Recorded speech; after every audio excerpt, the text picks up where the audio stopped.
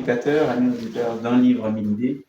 Bienvenue dans ce énième numéro qui, aujourd'hui, comme nous avons promis la fois passée, nous allons parler de ce livre très intéressant, Comment entamer et réussir une relation amoureuse.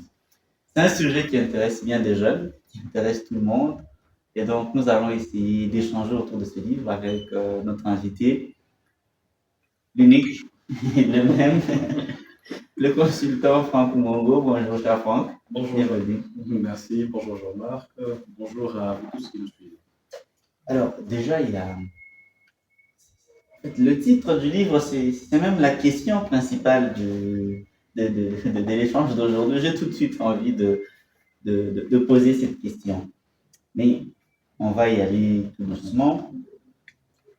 Comment entamer et réussir une relation amoureuse?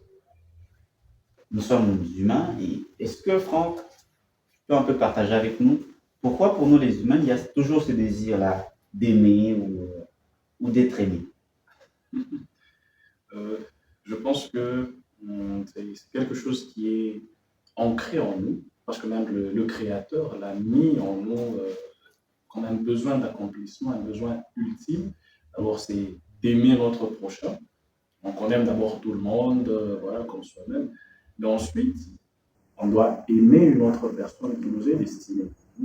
Voilà pourquoi Adam, d'ailleurs, on lui a créé Ève, il a dit voici l'os de mes os, la chair de ma chair. Donc, quelqu'un qui lui était destiné dès le commencement. Et donc, ce besoin-là vient du fait que nous savons pertinemment à l'intérieur de nous-mêmes qu'il y a une moitié qu'on doit rechercher. Et vice-versa, de l'autre côté, une dame vous recherche aussi peut-être. Ah, ok. Donc il y a une sorte de recherche d'âme sœur qui est perdue à gauche ou à droite. Voilà, si on peut le dire, si l'âme sœur existe, bien sûr. Ça me rappelle un sketch que j'ai vu, un monsieur qui devrait prendre parole et dire quelques mots au mariage d'un de ses amis. Et puis finalement, il dit, bon, si l'âme sœur existe, je crois que c'est notre but dans la vie de pouvoir la rencontrer un jour. Et pour entamer cette relation amoureuse, faut-il avoir de l'expérience? Parce qu'aujourd'hui, en venant, quand j'étais en route vers le lieu d'enregistrement de ce magazine, je suis tombé sur un documentaire, un peu par hasard. En Mauritanie, il y a une expérience qui fascine complètement tout le monde là-bas.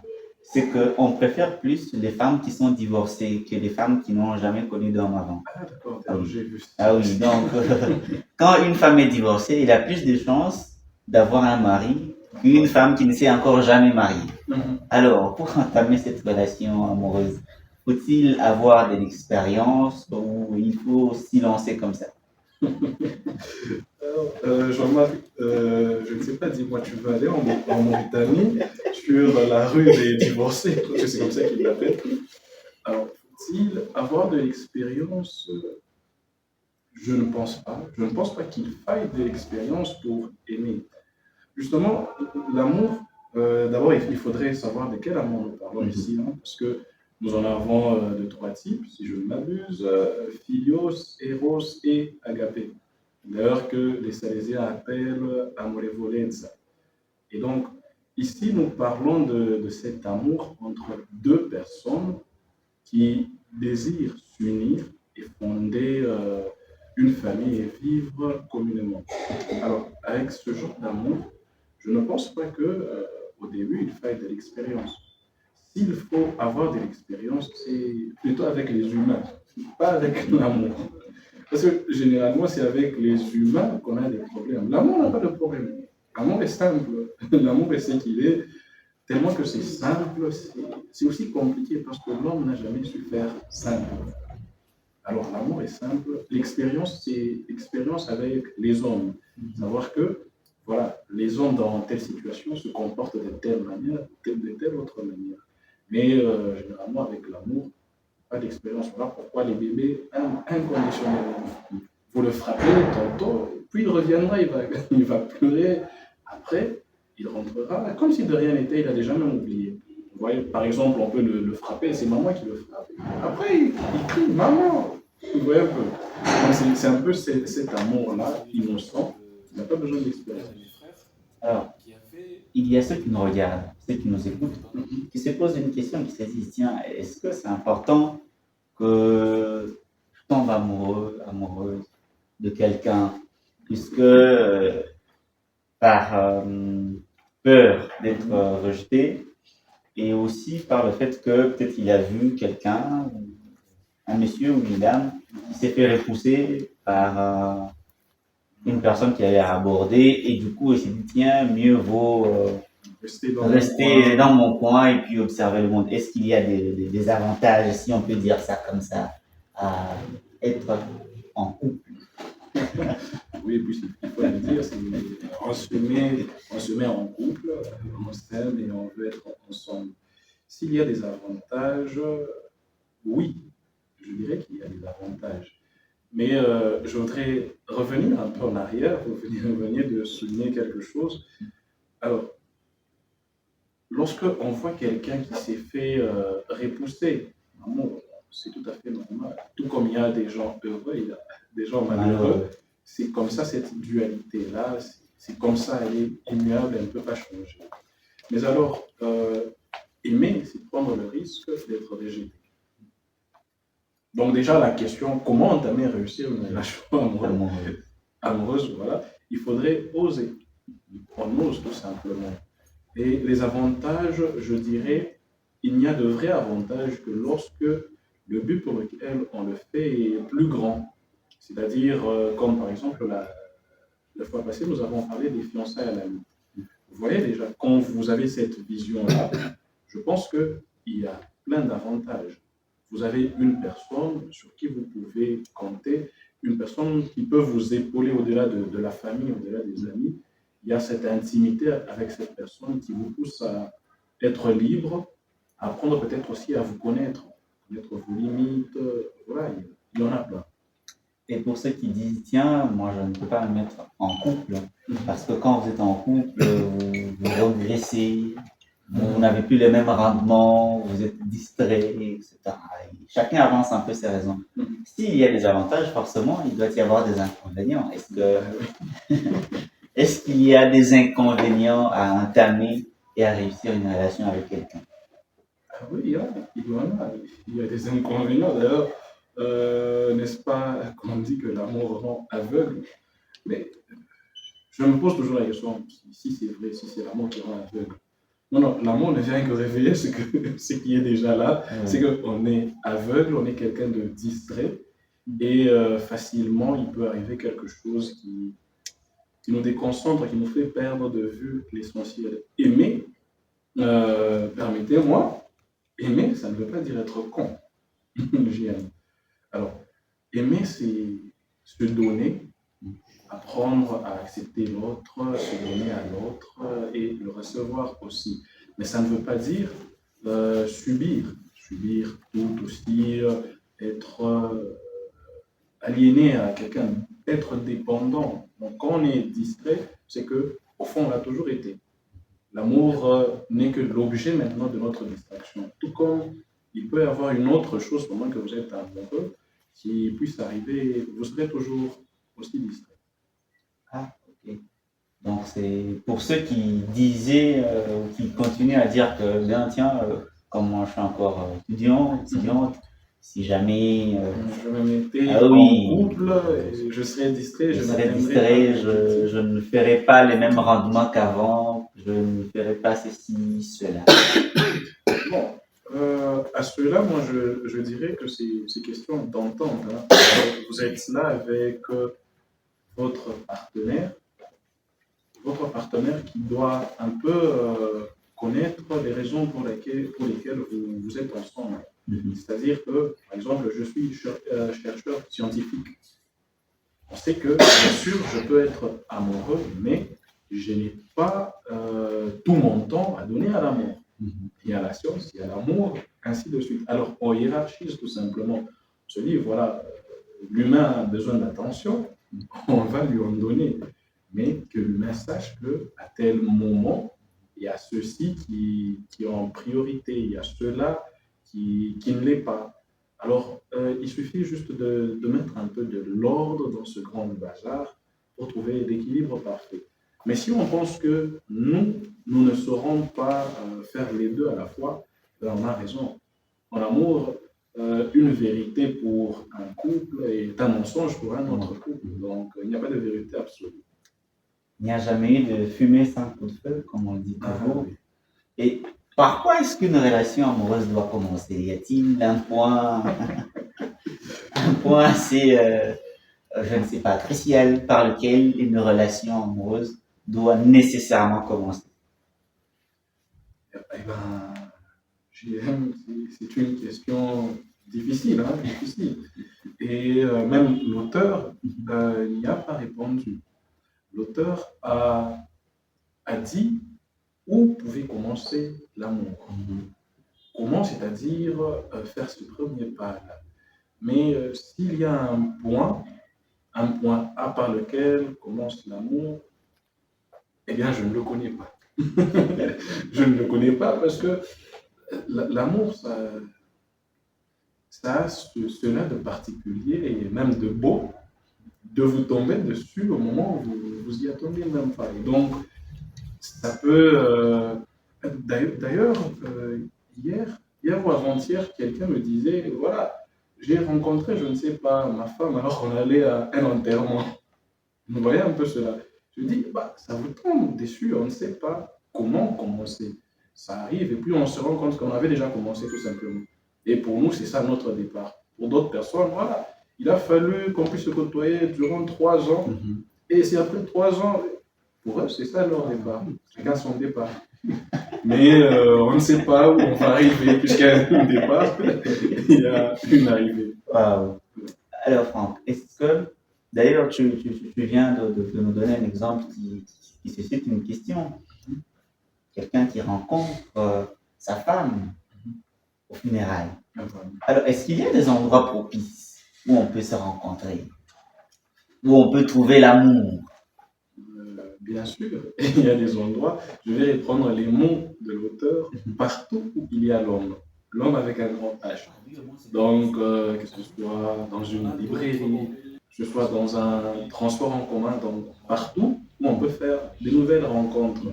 Et donc, ces lieux-là sont propices pour l'amour. Donc, partout, dans une bibliothèque, dans un supermarché. Oui, je t'assure, il y a des rencontres insolites. On ne va pas les dire ici, mais il y a des rencontres qui se sont faites dans des lieux vraiment insolites. On se dit, bon, c'est vraiment inimaginable, une chance sur 1 milliard que ça puisse arriver, mais voilà, c'est arrivé. C'est arrivé. Ouais. Relation à distance, parlons-en. Ah oui, relation à distance. Parce qu'on a dit partout là où il y a l'homme. Parce que sur Internet, il y a différentes plateformes sur lesquelles on peut tomber et il y a l'homme. Qu'est-ce que tu en penses d'abord de relation à distance? Relation à distance, c'est quelque chose de compliqué. Je n'ai jamais vécu cela, mais à entendre ceux qui l'ont déjà vécu, c'est quelque chose de compliqué. Bon, je donnerai un exemple assez personnel. C'est l'exemple d'un de mes frères qui a fait une prétendante, une prétendante qui habitait l'Icassie. Alors, mon frère faisait ces navettes-là le vendredi. Vendredi, il est à l'Icassie et il rentre le dimanche. Voilà, malgré ça, ça n'a pas marché.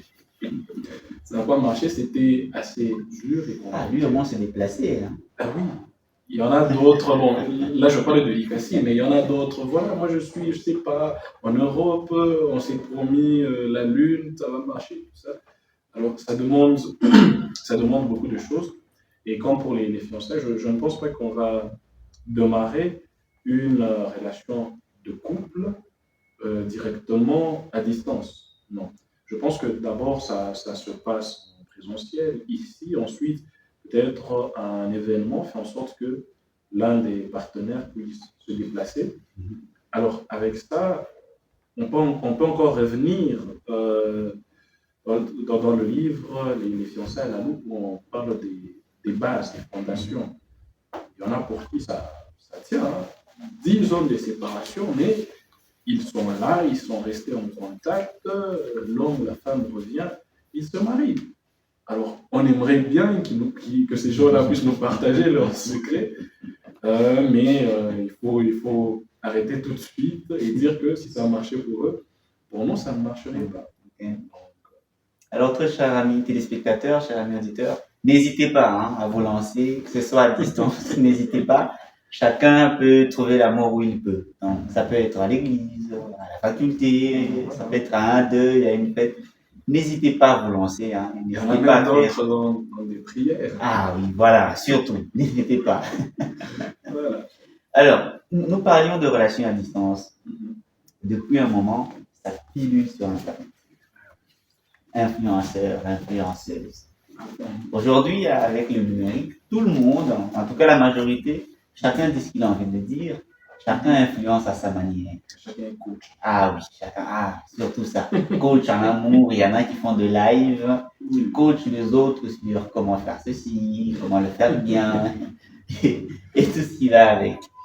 Et on a pu observer, personnellement j'ai pu observer que la plupart des femmes, en tout cas les influenceuses, mettent en avant-plan le matériel. C'est-à-dire qu'être homme au XXIe siècle, c'est un poids lourd à porter. Il faut être beau, il faut être grand, il faut être galant, tout cela. Il faut être intelligent et par-dessus tout, il faut avoir l'art. En plus. Oui. Et du coup, il y a ces jeunes filles qui n'ont pas encore trouvé l'amour, qui cherchent l'amour, mais qui malheureusement tombent sur pareille vidéo une fois, deux fois, parfois quand ça devient répétitif. Du coup, on intègre cela, on se dit tiens, forcément, il faudrait que ça soit comme ça. Quelle est la place que doit occuper le matériel? Parce que, et même certains hommes, ils se disent finalement, il ne faut plus être vrai, il faut être un personnage parce qu'on a besoin d'être beau, d'être grand, de paraître intelligent, de paraître riche. Et du coup, quand on s'affiche dans divers endroits, on donne l'air d'être riche, alors que peut-être on ne l'est pas parce qu'on a besoin de rencontrer l'amour. Qu'est-ce que tu dirais à nos amis téléspectateurs, à nos amis auditeurs qui nous suivent en ce moment? Est-ce qu'il faudrait à tout prix mettre le matériel avant tout? Alors, JM, ta question est une question piège. J'aimerais d'abord rassurer toutes ces personnes qui nous suivent et qui nous écoutent que je ne suis pas coach en amour, mais je pense que le matériel, là je donne mon avis, le matériel dans la relation, dans les relations dont nous parlons là maintenant, le matériel n'a pas sa place. Il n'a pas sa place. Pourquoi je dis cela? Parce que tout simplement, on essaye, on est dans l'informel d'abord, on est dans l'informel, il faut le dire, le reconnaître, mais on essaie de vivre une vie de couple avec des engagements comme il faut, mais on essaye tout simplement. Mais le matériel aura sa place lorsque nous sommes en train d'envisager l'avenir. C'est-à-dire, voilà, c'est l'homme avec lequel je vais passer le restant de mes jours. Alors, comment est-ce qu'il va s'occuper de notre famille? Et là, le matériel entre en compte, non pas pour entretenir la fille, non, mais il entre en compte pour entretenir la famille à venir. Aujourd'hui, on confond des choses. Il peut y avoir des choses faites par galanterie, et d'autres choses que, voilà, on se dit, bah, ça je ne peux pas faire, ça je le fais, mais il faut enlever du tout le caractère d'obligation. Ce n'est pas une obligation, c'est de la galanterie tout simplement. Donc, messieurs, mesdames, veuillez apprendre la galanterie pour savoir que voilà, le matériel n'est pas si important. Et bien sûr, des petits cadeaux par-ci par-là, ça va, c'est galant. Mais ça ne veut pas dire que c'est les fondements de notre relation. Ah, il n'a pas fait ça.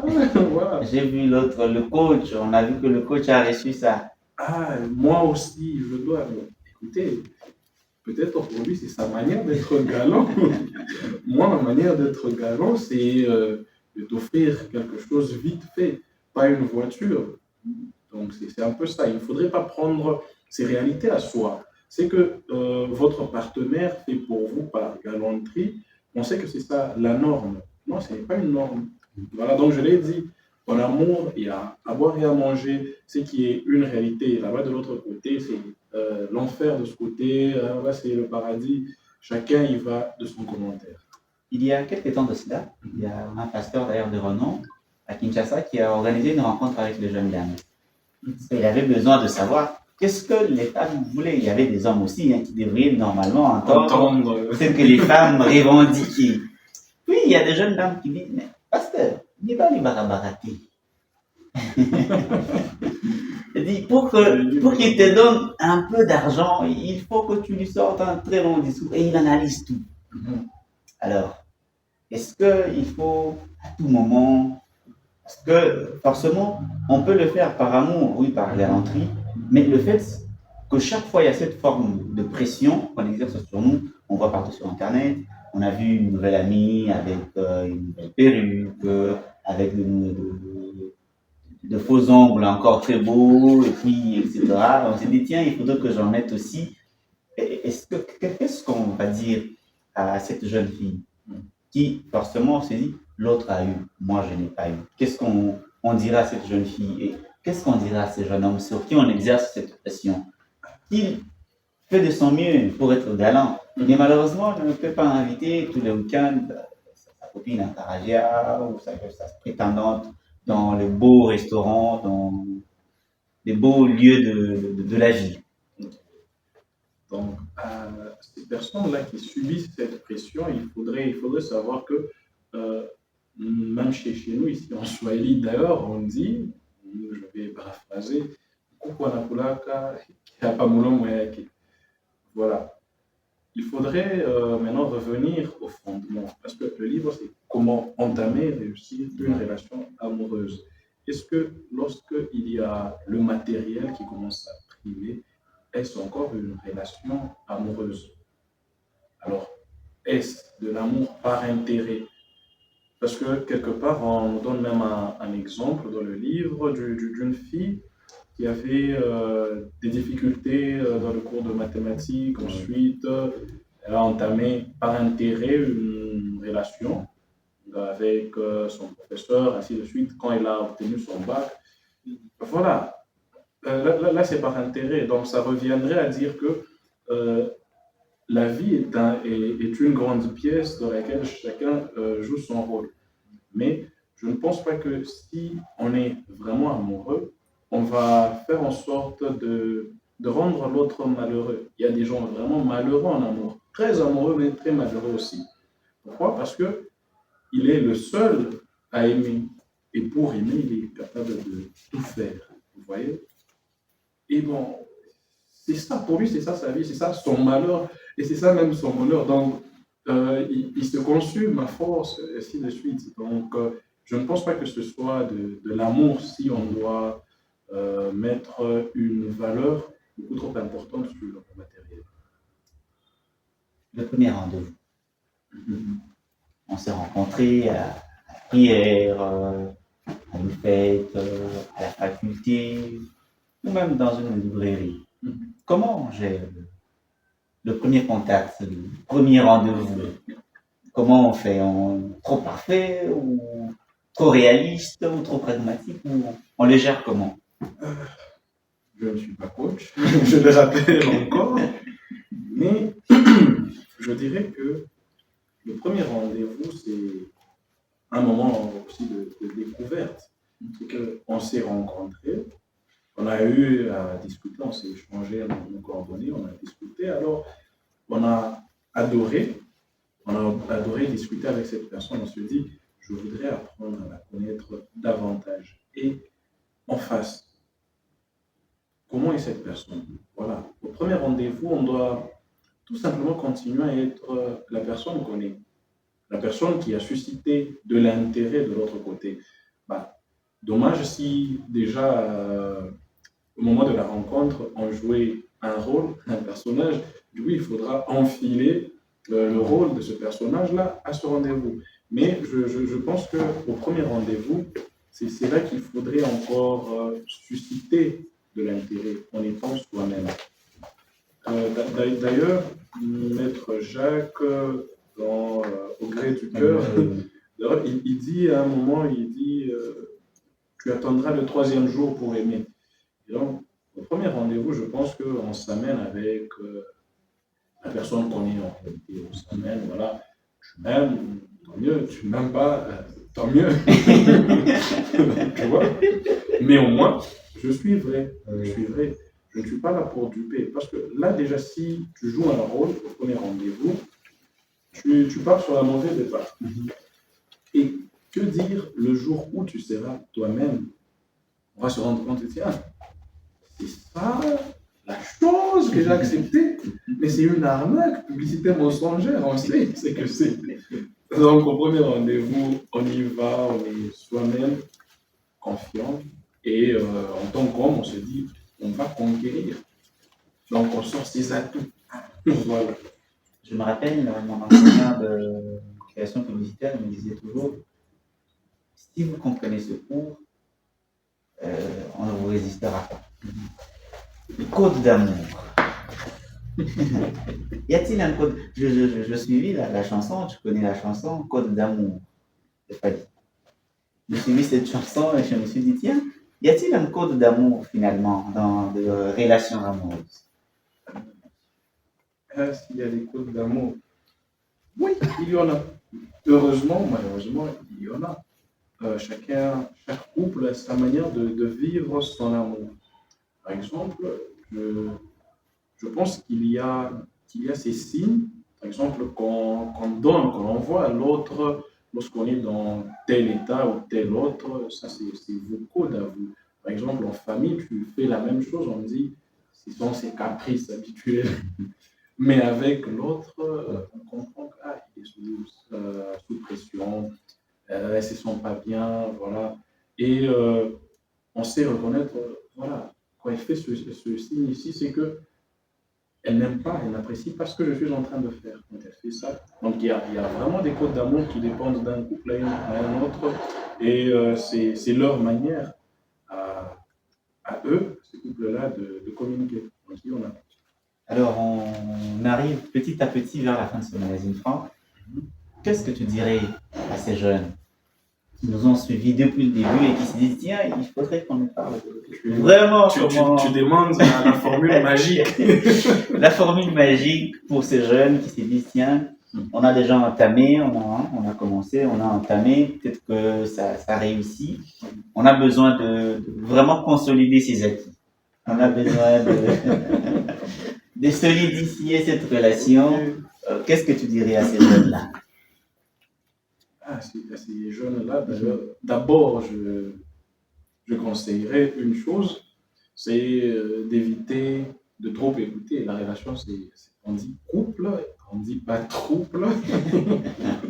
Déjà là, c'est la première des choses. C'est ce qui fait souvent sombrer le navire. Ce n'est pas l'eau qui est à l'extérieur, c'est plutôt l'eau qui entre. Tu vois, on peut nager, on peut voguer sur une mer hostile, mais tant que l'eau n'entre pas, tout va bien. Ouais. Et donc déjà, la base serait de vous suffire d'abord à vous deux. De vous suffire à vous deux.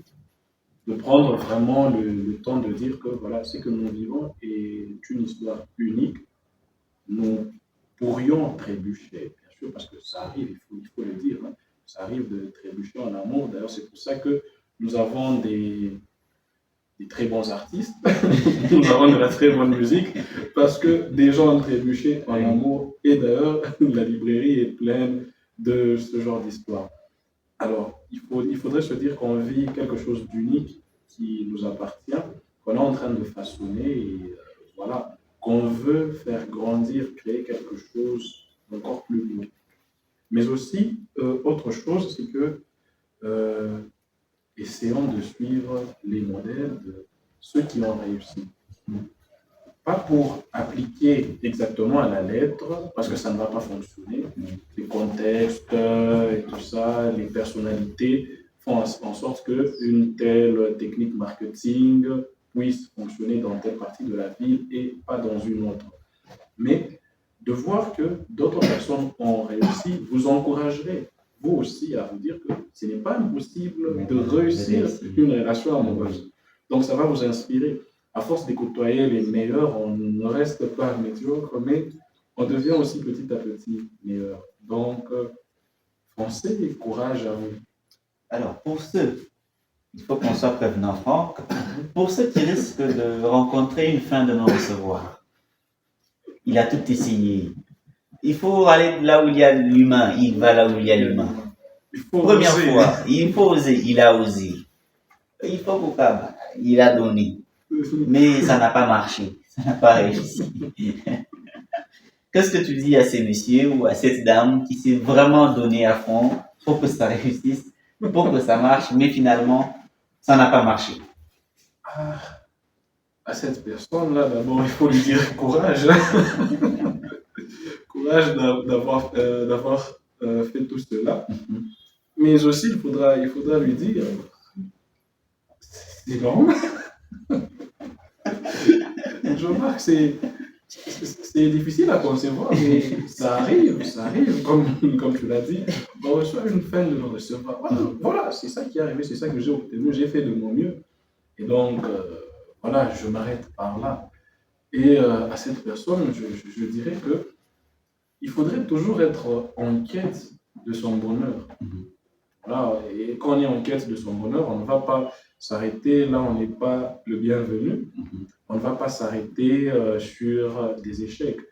Une telle personne, c'est une personne qui a besoin, qui a envie d'aller de l'avant. Et parce que des fois, on insiste un peu trop, ça devient du harcèlement.